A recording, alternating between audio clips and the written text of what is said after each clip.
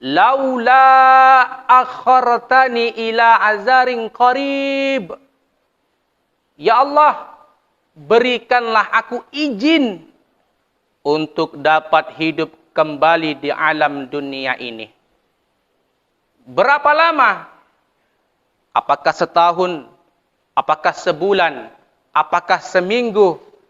Kemudian jenazah ini berkata, hanya sesaat saja ya Allah, hidupkan aku kembali.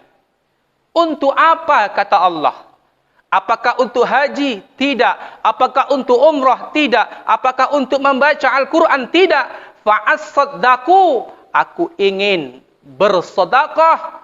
Wa akum minas salihin. Agar aku menjadi orang-orang yang salih. Asyhadu an la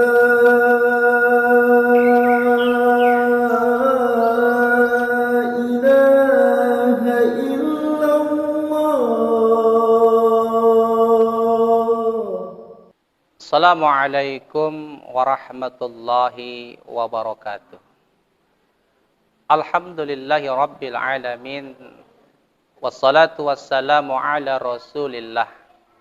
Wa ala alihi wa sahbihi wa mawalah. Bersyukur kita kepada Allah dengan mengucapkan Alhamdulillahi rabbil alamin. Berselawat kita kepada Rasulullah dengan mengucapkan Allahumma salli ala Sayyidina Muhammad wa ala alihi Sayyidina Muhammad. Pada kesempatan yang penuh berbahagia ini, saya akan menyampaikan sebuah materi yang berjudul Renungan Kematian. Para hadirin dan dimanapun kita berada, Umar bin Khattab pernah berkata, suatu hari ataupun setiap harinya kita akan mendengar yang namanya kematian. Kemudian sebaliknya, Umar bin Khattab juga berkata, suatu saat nanti akan ada orang-orang yang menyebutkan Umar bin Khattab telah meninggal dunia. Inilah nasihat-nasihat buat kita semua. Begitu juga sebaliknya dengan kita yang hidup di alam dunia ini.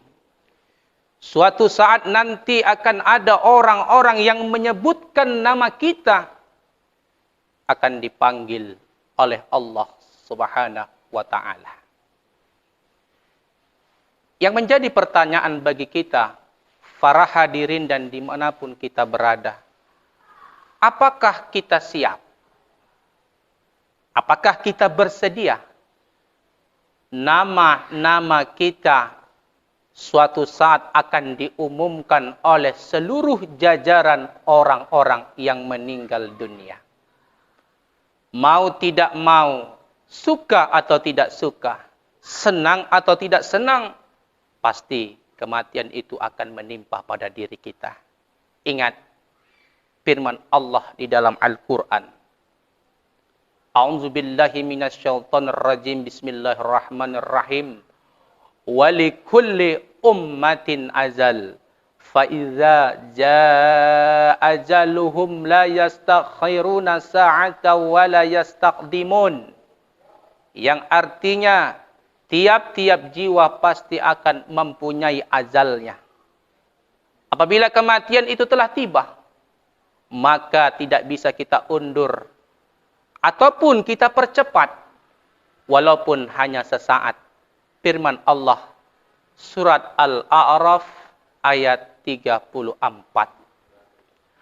Para pemirsa dan dimanapun kita berada, apabila kematian itu telah tiba, maka secara hakikatnya semua perbuatan-perbuatan kita akan dipertanggungjawabkan oleh Allah Subhanahu wa ta'ala. Oleh sebab itu, sebelum kontrak kematian kita telah tiba, mari kita persiapkan diri yaitu senantiasa untuk mengumpulkan bekal-bekal amal-amal ibadah. Sebagaimana yang pernah diucapkan oleh sahabat baginda Rasulullah Abu Bakar As-Siddiq radhiyallahu an. Beliau berkata, "Man dakhala qabrahu bila zad, faka'annama raqibal bahra bila safinah." Yang artinya, barang siapa yang masuk ke alam kubur, ataupun barang siapa yang telah wafat ataupun meninggal dunia tanpa membawa bekal, maksudnya ialah amal, maka diibaratkan orang itu seperti menyeberangi lautan tanpa menggunakan sebuah perahu ataupun kapal. Sebagai kesimpulan, mari kita persiapkan mulai sejak dini untuk senantiasa memperbanyak amal-amal ibadah kepada Allah. Allah sudah berkata di dalam surat Al-Munafikun ayat 10. Yang mana setiap jenazah itu meminta kepada Allah, "Laula akhartani ila azarin qarib." Ya Allah, berikanlah aku izin untuk dapat hidup kembali di alam dunia ini. Berapa lama? Apakah setahun? Apakah sebulan? Apakah seminggu? Kemudian jenazah ini berkata, "Hanya sesaat saja ya Allah, hidupkan aku kembali." Untuk apa, kata Allah? Apakah untuk haji? Tidak. Apakah untuk umrah? Tidak. Apakah untuk membaca Al-Quran? Tidak. Fa'as-saddaku, aku ingin bersedekah, wa akum minas salihin, agar aku menjadi orang-orang yang salih. Tetapi apa yang dikatakan Allah? Bukankah aku sudah memberikan kesempatan? Bukankah aku sudah memberikan nikmat umur? Tetapi kenapa engkau lalai atas peringatan-peringatku?